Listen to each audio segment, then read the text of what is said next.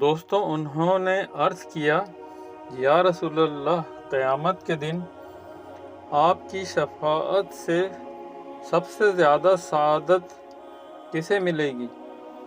تو رسول اللہ صلی اللہ علیہ وسلم نے فرمایا، اے ابو ہریرہ، مجھے یقین تھا کہ تم سے پہلے کوئی اس کے بارے میں مجھ سے دریافت نہیں کرے گا، کیونکہ میں نے حدیث کے متعلق تمہاری حرص دیکھ لی تھی۔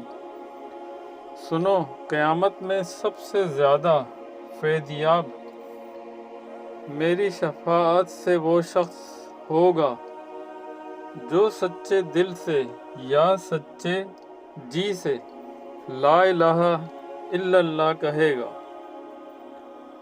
دوستوں، پوسٹ پسند آئی ہو تو شیئر، لائک اور سبسکرائب ضرور کیجیے گا۔ جزاک اللہ۔